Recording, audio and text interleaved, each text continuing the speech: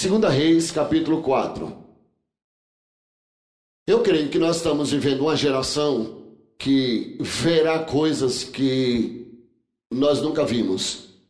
Esse sempre é o propósito de Deus para cada um de nós. E quero que você possa nos acompanhar nessa leitura de 2 Reis, capítulo 4, e que esse acompanhamento você também possa depois ouvir e levar para a célula, ministrar na célula, ouvir em casa, dar de presente a alguém essa palavra, para que nós possamos ver qual é a recompensa que nós temos quando nós temos um relacionamento com Deus. Quando nós começamos a obter um relacionamento mesmo com o Espírito Santo, com Deus. Quando nós preparamos algo para ele entrar, ele repousar, ele ter um lugar onde ele possa realmente falar as nossas vidas. E eu quero recordar nesta manhã o que sucedeu com essa mulher, a sunamita. Porque se nós olharmos, ela tem muito a ver com o Nordeste, com o estado de Sergipe, com o Brasil. Tem muito a ver porque foi uma mulher que ouviu muita palavra. E hoje no Brasil você vê muita ministração, muitas igrejas, muitos congressos, muitos encontros. E nós vamos ver que aquela comunidade toda ouviu. O rei sabia dos milagres que Elias tinha realizado, que Eliseu tinha realizado. Sabia. Os reis, hoje as pessoas elas chegam diante das autoridades.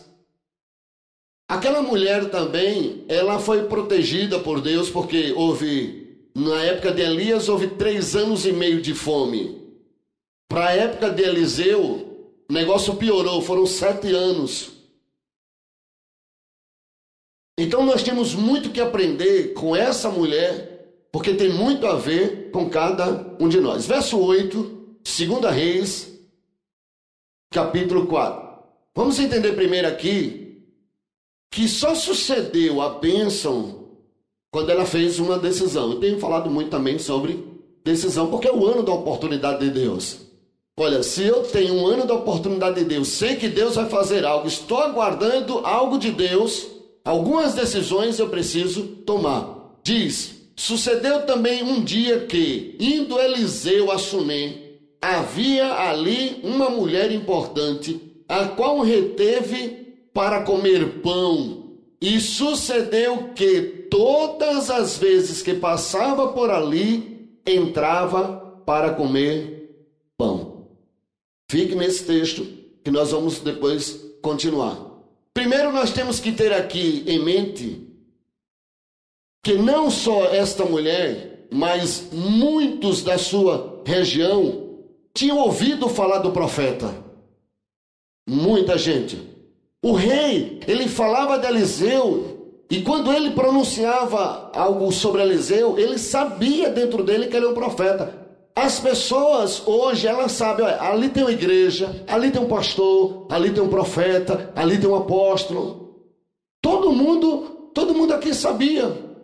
O rei, muitas pessoas aqui, eles falavam dos milagres que Eliseu e que Elias também tinha efetuado. Mas essa mulher, ela foi além de só ouvir, de só saber, de só conhecer.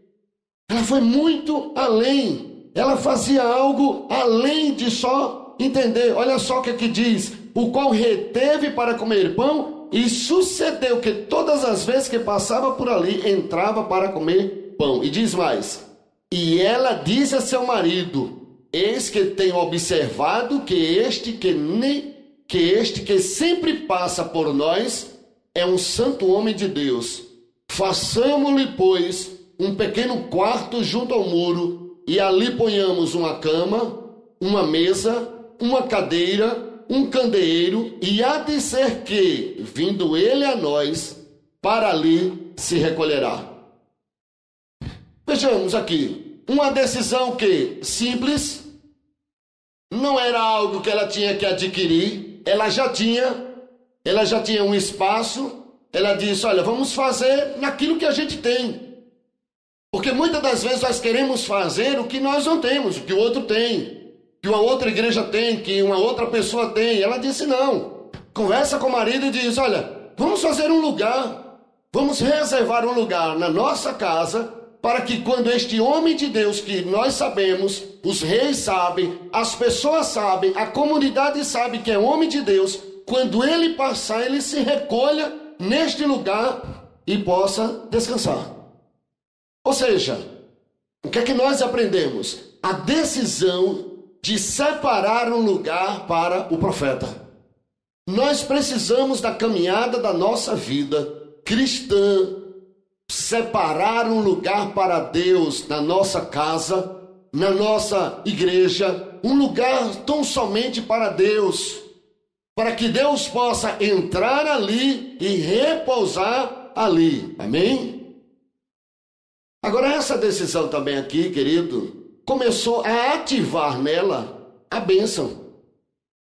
Porque o que é que eu ganho? Nós sempre queremos ganhar alguma coisa. E a gente diz, o que é que eu vou ganhar com isso? O que é que eu vou ganhar orando mais, lendo a Bíblia, levando a palavra de Deus para minha casa, jejuando, levando a fé de Deus para minha casa? O que é que eu vou ganhar com isso? Bênção. Essa mulher, só porque ela fez isso, teve essa atitude, vamos ver agora o que foi ativado na vida dela. Verso 11. E sucedeu que um dia chegou ali, recolheu-se àquele quarto e se deitou. Então disse ao seu servo Geazi, chama esta sunamita, e chamando-a ele, ela se pôs diante dele. Porque ele tinha falado a Geazi, diz-lhe, eis que nos tem tratado com todo desvelo, que se há de fazer por ti? Haverá alguma coisa de que se fale por ti ao rei, ou não capitão do exército? E disse ela, eu habito no meio do meu povo. Então disse ele, que se há de fazer por ela?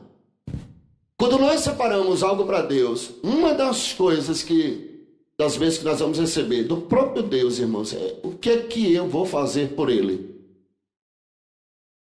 Já imaginou Deus chegar ao ponto de conversando, dizer o que é que eu vou fazer por ele, por você, por mim, por esta casa, pelo nosso Nordeste, pelo nosso Brasil? O que eu vou fazer? Por quê? Porque esse povo me busca, porque esse povo me adora, porque esse povo está separado para me buscar a cada dia. O que é que agora eu posso fazer por ele?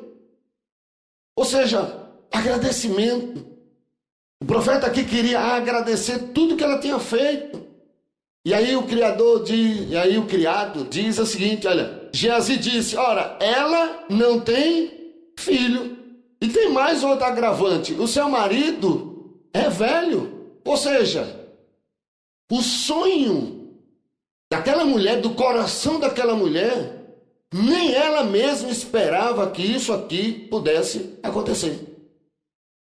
Há muitos sonhos na nossa vida que você diz assim, olha, este é impossível que aconteça. Mas se você buscar a presença de Deus, até esse sonho, irmãos, Deus vai te ouvir. Porque há sonhos na nossa vida que já foram esquecidos. Foram tantas tormentas, tantas lutas, tantas coisas que você passou, que você diz, olha, eu acredito em muitas coisas, menos nisso mais.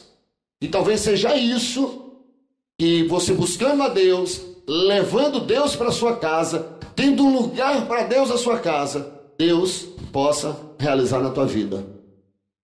E ele disse, olha, por isso disse ele, chama.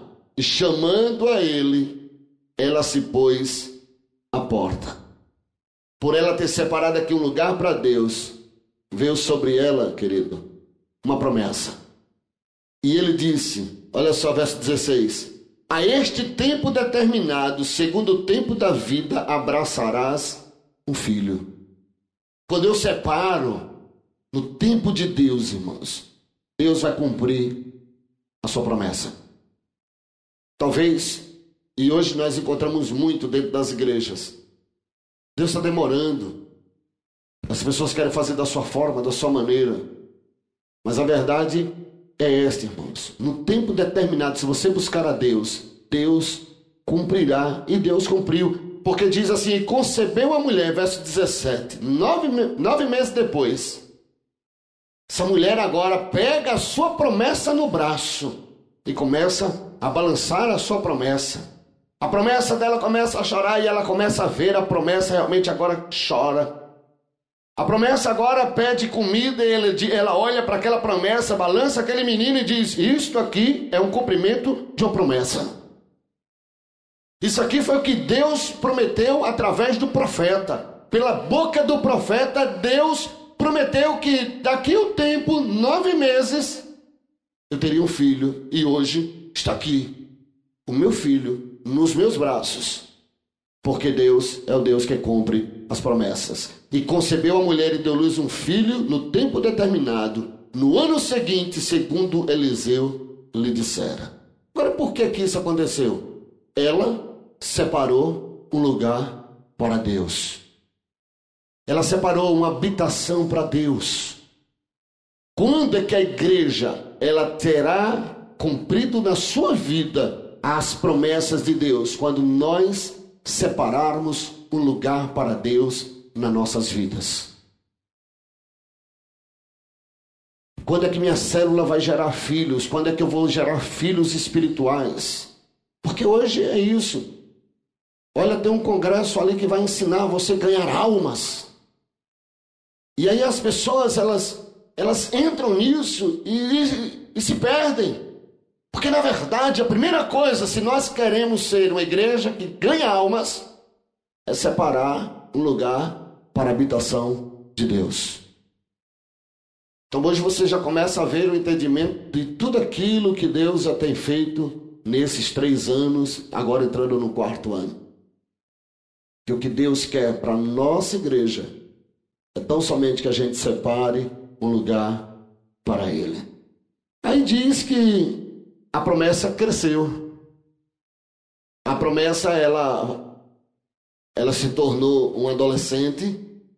E diz que esse jovem agora, ele já tem a capacidade até de ganhar outras vidas, de levar alimento para outros, de falar do amor de Deus para outras pessoas. Seria mais ou menos isso.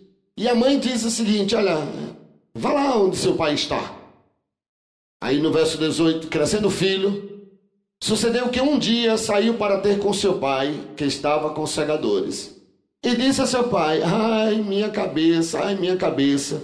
Então disse ao moço: levai-o a sua mãe. Quando leva a sua mãe, o menino morre. E ele tomou, levou a sua mãe, e esteve sobre os seus joelhos até o meio-dia, e morreu. Olha o que ela faz, verso 21. Subiu ela, deitou sobre a cama do homem de Deus, e fechou a porta, e saiu. Ela entra, coloca o menino, fecha a porta, e vai atrás do profeta. Vai atrás daquele que liberou a palavra. Vai atrás por aquele que liberou a promessa. Ela foi atrás. Agora o que é que faz o profeta? Aí eu já falei em outra mensagem, né, sobre o camelo. Não desça da jumenta. Né? Do camelo não, a jumenta. Não desça da jumenta. Mas vamos ver essa parte. O que é que o profeta fez, irmãos? Ele sai do Carmelo e vai até a casa daquela mulher. Verso 32 diz: chegando Eliseu àquela casa, eis que o menino jazia morto sobre a sua cama. Então entrou ele, fechou a porta sobre eles ambos e orou ao Senhor. E subiu à cama, deitou sobre o menino, pôs boca sobre boca, olhos sobre olhos, suas mãos sobre as mãos, estendeu sobre ele, e a carne do menino aqueceu. Depois desceu, andou aquela casa de uma parte para outra e tornou a subir, e se estendeu sobre ele. Então o menino espirrou 7 vezes e abriu os olhos. Então chamou Geazi e disse: chama esta sunamita. E chamou-a e veio a ele, e disse ele: toma o teu filho. O que fez um profeta fazer tudo isso? Já parou para pensar nisso? O que fez Eliseu vir do Carmelo até a casa dela? O que fez Eliseu, irmãos, andar com o menino, botar boca com boca, olho com olho, corpo a corpo, pegar aquele menino, girar, deitar sobre aquele menino? O que fez? Sabe o que foi? A habitação que ela fez para Deus. A habitação que ela tinha feito para o profeta de Deus. Meu irmão, Deus não vai desistir de você quando você buscar a presença dEle. O que nós podemos entender aqui, irmãos, de separarmos um lugar para Deus, é que quando nós separamos este lugar para Deus, Deus fará de tudo para me abençoar e para te abençoar. O profeta fez de tudo. O profeta podia dizer, não, eu estou fazendo aqui a obra, não, eu estou fazendo uma outra coisa mais importante. O profeta poderia dizer, não, o menino já está morto, desistir. O profeta poderia não se deitar, o profeta podia não fazer nada. Mas diz a palavra do Senhor, que ele fez tudo aquilo, tão somente porque aquela mulher reservou um lugar para habitação para Deus.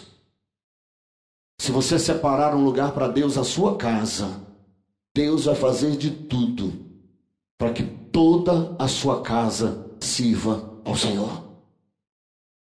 Estou falando isso, irmãos, de uma forma profética para você nesta manhã. Comece a separar um lugar para Deus na sua vida e Deus vai se manifestar de uma forma poderosa sobre você. Pode ler em casa várias vezes. Eu tenho lido ultimamente, os irmãos já percebem que eu já preguei já umas 2, 3 vezes sobre esta mulher. Cada vez que a gente ministra, prega, a gente percebe o quanto Deus nos leva mais fundo.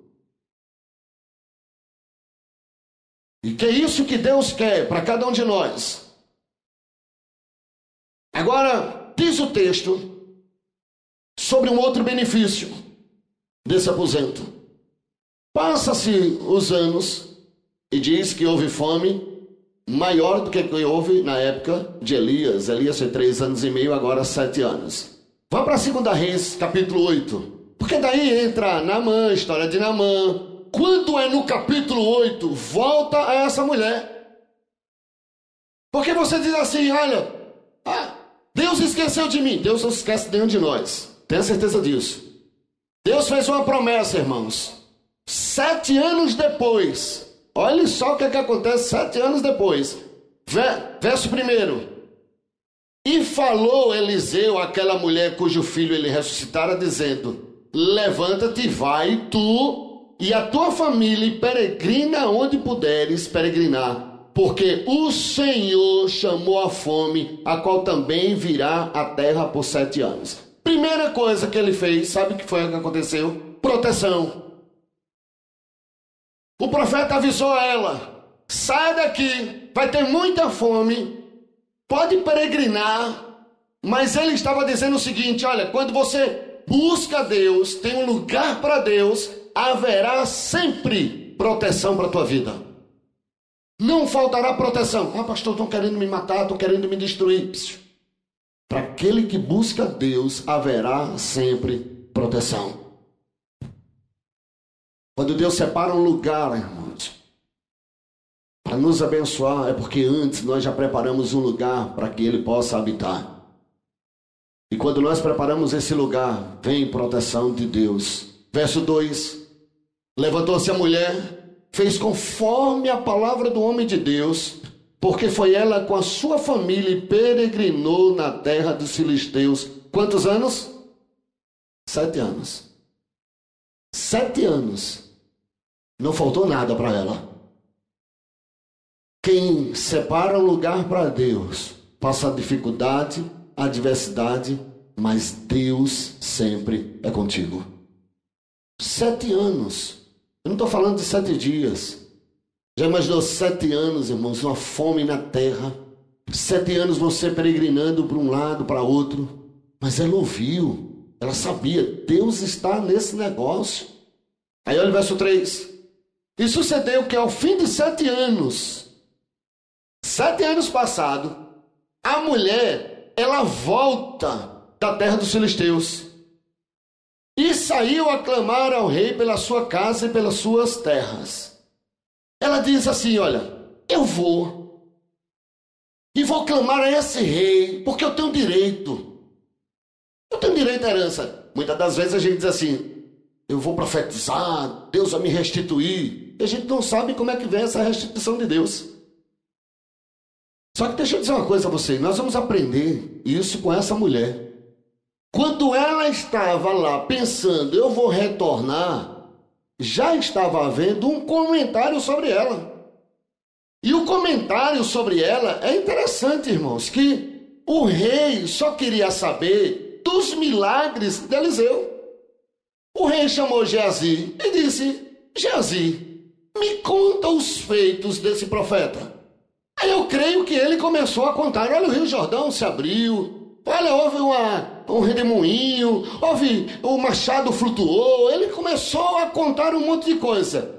E nenhuma dessas histórias está no versículo 3, versículo 4, versículo 4. Ora, o rei falava a Geazi, servo do homem de Deus, dizendo, conta-me, peço-te, todas as grandes obras que Eliseu tem feito. E aí ele começa a contar, e sucedeu, contando ele, olha só, aí você diz assim, tem coincidência no reino de Deus? Não, meu irmão. É porque quando Deus tem um negócio conosco, meu irmão, a coisa vai acontecer. Não existe coincidência, irmãos.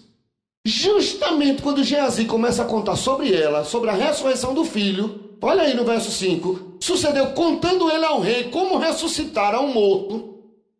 Eis que a mulher cujo filho ressuscitara, clamou ao rei pela sua casa e pelas suas terras. Então disse Geazi, ó rei, meu senhor, é esta é a mulher, e este o seu filho, a quem Eliseu ressuscitou. Olha que negócio. Ele está contando a história.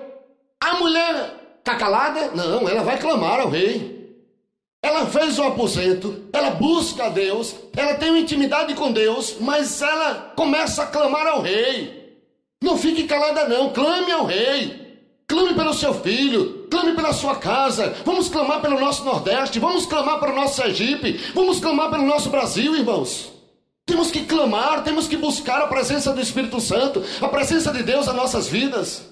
E diz que automaticamente quando ele começa a contar sobre esta mulher, como ressuscitou o filho dela, ela clama, ele diz, é ela.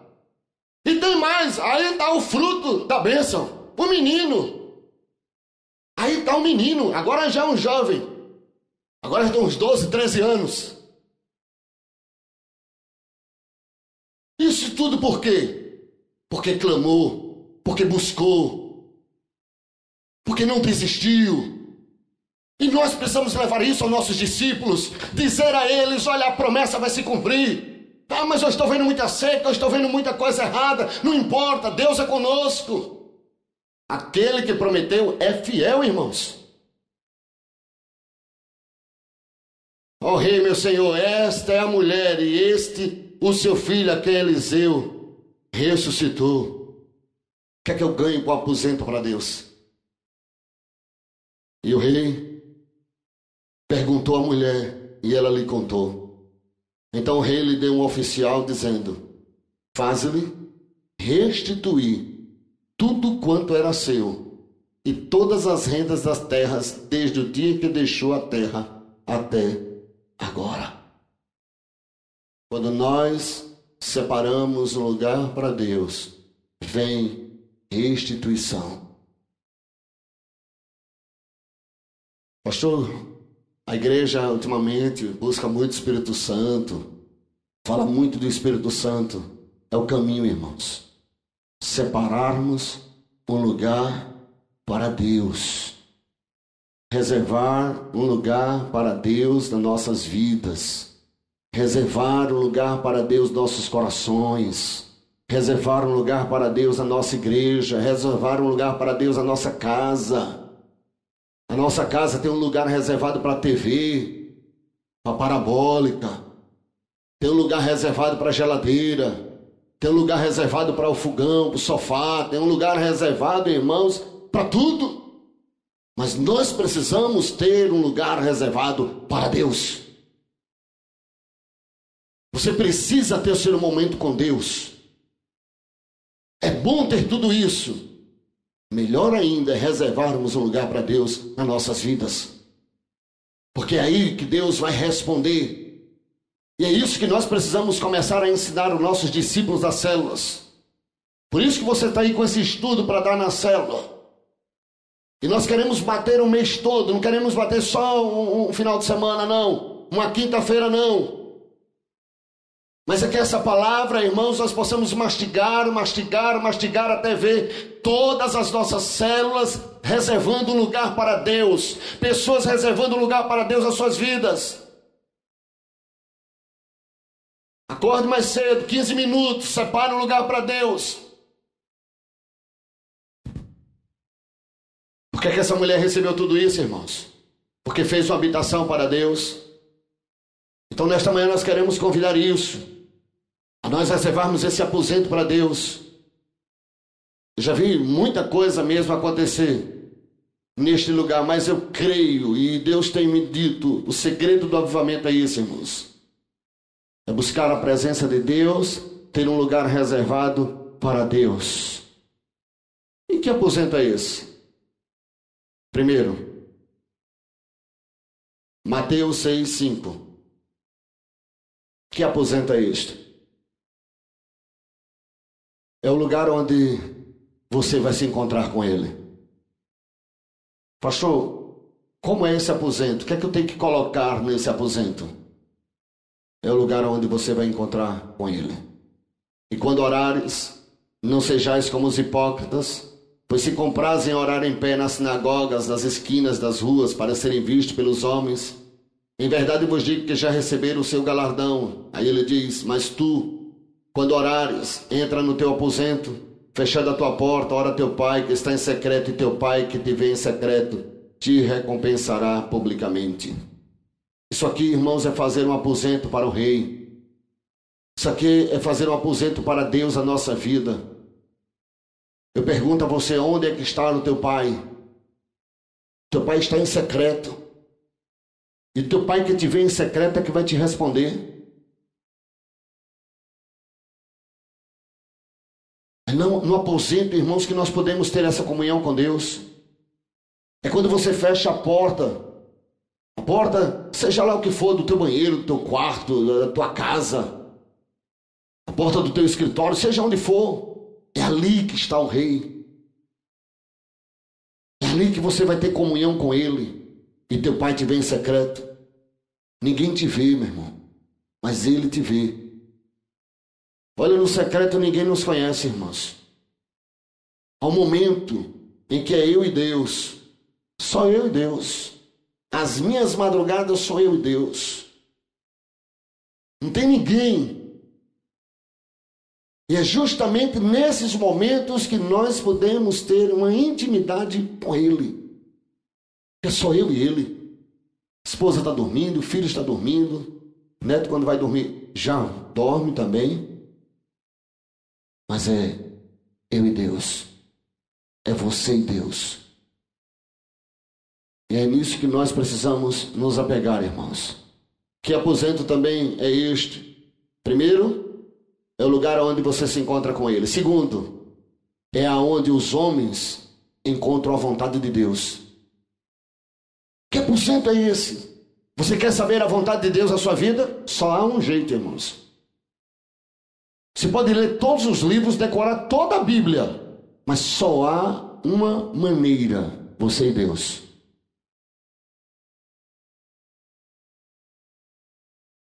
Muitos correm de um lado para o outro. Tenho visto pessoas correndo atrás de conselho. Deixa eu ver o que é que pensa meu pai, o que é que pensa minha mãe, o que é que pensa fulano, beltrano, o que é que pensam as pessoas para eu tomar a minha decisão. Muitas vezes as decisões que a gente toma é baseada em tudo aquilo que as pessoas dizem. O que é que a imprensa está dizendo? O que é que a economia está dizendo? O que é que o psicólogo diz? Até o que é que o pastor diz? Mas nós precisamos, no lugar secreto, ouvir a voz de Deus, a vontade de Deus para nós. Fique buscando de um lado para outro. Se você quer conselho, meu irmão, é no aposento do rei. É ali que você vai ver a vontade de Deus para a tua vida. É no aposento que você vai escutar a voz de Deus. E ali você vai ver, vai ouvir, vai ter a certeza, vai se levantar e vai dizer: olha, não são as circunstâncias que têm a última palavra para a minha vida. Não são os problemas que eu estou enfrentando que vai ter a última palavra para a minha vida. Não é o que as pessoas dizem de mim que vai ter a última palavra na minha vida. Não é o que o governo, que a imprensa coloca que será a última palavra para a minha vida. Você sairá com a convicção: nessa terra não tem ninguém que tenha a última palavra a não ser o meu Deus. Nós precisamos ouvir essa voz de Deus. Nós não podemos andar assim: eu sirvo a um Deus e não conheço esse Deus.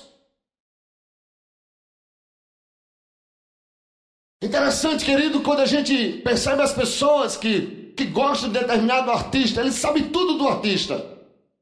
Sabe como ele se veste, sabe quando é que ele vai cantar, sabe aonde ele vai se apresentar, sabe o que é que ele fala, sabe o que é que ele adicionou no Face, no Twitter e seja lá em qual for a pasta. Sabe qual foi o último show, quanto de público tinha. As pessoas conhecem tudo. Dentro das igrejas é a mesma coisa, nós temos os nossos públicos também. Nós sabemos qual é o show que vai vir no momento, qual é o cantor gospel que vai vir na época.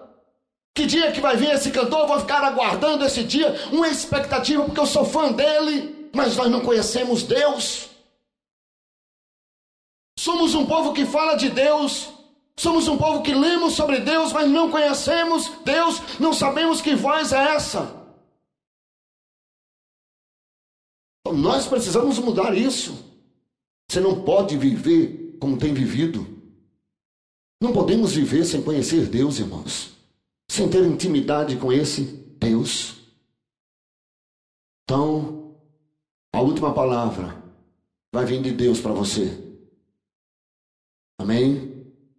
Que aposento é este? Primeiro, lugar onde você vai se encontrar com Deus. Segundo, é onde homens encontram a vontade de Deus. Terceiro, lugar onde Deus dará até o que você não pediu. Amém? O que é que eu vou ganhar com esse aposento? Deus vai me dar até o que eu não peço. Aonde tem isso na Bíblia? Pronto, Hebreus 11, verso 6. Ora, a fé. Vamos lá para a fé. Porque ele é galardoador, presenteador. Amém? Mas ele não é galardoador e presenteador de quem frequenta, de quem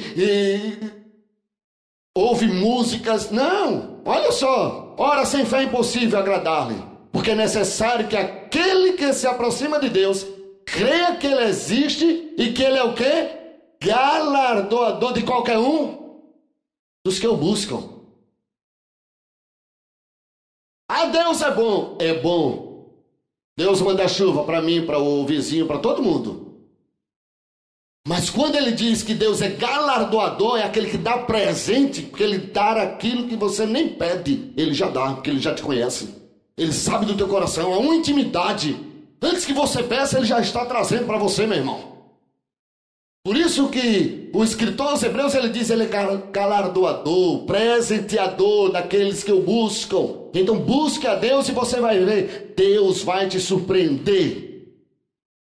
Essa mulher aí, ela foi recompensada. Quando foi que você viu ela pedindo um filho? Ela não pediu e ela teve um filho. Quando foi que ela pediu para saber o futuro? O que é que vai acontecer no futuro? Ela não pediu. Mas o profeta foi lá e disse, vai embora. Sai daqui, vai peregrinar, porque vai vir muita fome. Quando foi que essa mulher, irmãos, até ao rei, quando ela vai falar ao rei, Geazi já diz, é ela. O filho pródigo, ele disse, levantar-me-ei e irei ter com meu pai, e dir-lhe-ei, pai, pequei contra o céu e perante ti, não sou digno de ser chamado teu filho. Trata-me segundo um dos teus jornaleiros. Ele vai. Quando o pai avista ele, quando ele vai dizer isso, o pai, para. Quando eu tenho um lugar para Deus, Deus dá até o que eu não peço. Ele não disse que ia chegar para o pai e ia pedir um anel. Ele não disse que ia pedir uma sandália, ele não disse que ia pedir uma roupa nova, ele não disse que ia pedir uma festa, e teve tudo isso. E eu sei, meu irmão, que a perseverança dessa casa, que temos aprendido, que temos buscado em Deus, Deus nos dará até o que a gente não tem pedido. Amém? Deus abre porta, irmãos. Deus vai escancarar portas para a tua vida. Creia nisso. Quando foi que essa mulher imaginou que ia ter tudo de volta? E teve tudo de volta. Ela ia pedir umas terrinhas ao rei. O rei retribuiu muito mais do que ela pediu. Quando eu entro no aposento, irmãos, muitas coisas que eu não peço, simplesmente Deus me dará. Porque Ele se agrada em nos abençoar. Ele se agrada em fazer o seu povo um povo feliz, irmãos. Amém? Por isso que você tem que separar um lugar para Deus. Então, que aposento é este? Primeiro é o lugar onde me encontro com Deus. Segundo é onde os homens encontram a vontade de Deus. Terceiro é o lugar onde Deus dá até o que a gente não pede. Quarto, para levar que estava morto e clamar a Deus. O lugar do aposento é o lugar para que a gente possa levar o que estava morto para clamarmos a Deus. Eu creio que essa mulher aqui, ela ganhou a vitória no aposento. Ela deixa o morto no quarto. Ela sai. Como é que pode uma mãe deixar o seu filho lá no quarto morto, sair? Porque ela sabia que algo ia acontecer naquele lugar. O que está morto na tua vida? Entre no teu aposento. Comece a clamar a Deus e você vai ver, Deus vai agir. Nós não temos ideia, irmãos. Não tem essa capacidade, nós não temos essa capacidade de saber onde é que está a nossa vitória. O ser humano, ele está tão na lógica que ele acha que a vitória dele está nos recursos financeiros. Ele se apega muito a isso, a finanças, dinheiro. E nós precisamos entender o seguinte: a minha vitória está nas mãos de Deus. E se for preciso uma ressurreição, Deus fará. Se for preciso um reboliço, Deus fará. Deus move céus e terra para abençoar aqueles que são seus. E Deus faz isso, irmãos. Diga ao seu irmão assim: olha, a vitória está no secreto. Amém? Hoje vemos muita gente, irmãos, correndo atrás de personalidade, de homens, de dinheiro, de gerentes de banco. Hoje vemos muita gente atrás de tantas coisas, irmãos. E nós estamos esquecendo que a nossa vitória está no lugar secreto que nós temos com Deus. É ali que nós vamos ganhar a nossa vitória. Se nós queremos ver esse bairro, nós já fizemos, irmãos. Subir no trio elétrico. O que eu ministro a você não é algo que eu não tenha feito antes. A gente já subiu no trio elétrico. A gente fazia cartazes, espalhava todas as igrejas. Não é assim que era feito? Era essa a estratégia. Já fizemos tudo isso, mas se nós queremos ganhar este bairro, queremos ganhar o nosso lar, queremos ganhar a nossa casa, se nós queremos ver vidas sendo transformadas neste lugar, irmãos, é no lugar secreto. Estou falando porque eu conheço, porque eu andei por esses caminhos e hoje eu tenho autoridade para falar dos erros que cometi na caminhada da minha vida cristã, atrás de métodos, de estratégias e de homens. Vamos buscar a Deus, a presença do Espírito Santo no lugar secreto e Deus fará coisas grandes nas nossas vidas. Deus vai fazer, irmãos. Quando você menos imaginar, a sua casa está totalmente transformada. Então é no lugar secreto, irmão, que os sonhos que estão mortos ressuscitam. É no lugar secreto que vai vir proteção para as nossas vidas. É no lugar secreto que Deus vai se manifestar nas nossas casas, nas nossas famílias. Amém? Vamos ficar em pé. Vamos falar com Deus. Eu creio, irmãos, que Deus vai restituir. Deus vai te abençoar. Eu creio que virá um muro de proteção sobre as nossas vidas. Vamos voltar, irmãos, a acender esta lâmpada. Vamos buscar só Ele. Se tem algo que nós temos que fazer hoje, irmãos, é aprendermos com o nosso passado e determinar o nosso futuro em Deus. Buscar-me-eis e me achareis quando me buscar de todo o vosso coração. Há uma bênção, irmãos, no secreto. Há uma bênção, irmãos, aonde você nem imagina. Igreja do Avivamento, há uma bênção de Deus para as nossas vidas. Há uma unção de ressurreição. Já imaginou esta casa, em todos os lugares, a gente ir e levar essa palavra e dizer, olha, Deus vai fazer e Deus, Ele faz. Essa escola é para que você saiba que você precisa buscar a presença de Deus. Que você precisa buscar a presença do Espírito Santo de Deus. Deixe Deus trabalhar na tua vida, meu irmão. Deixe Deus agir na tua casa, na tua família, na tua vida. Tem coisas grandes de Deus vindo sobre a tua vida, meu irmão. Creia nisso. As pessoas hoje elas estão buscando em sistemas, em métodos, mas só há um lugar, irmãos, para sermos grandemente abençoados, é estarmos em Deus.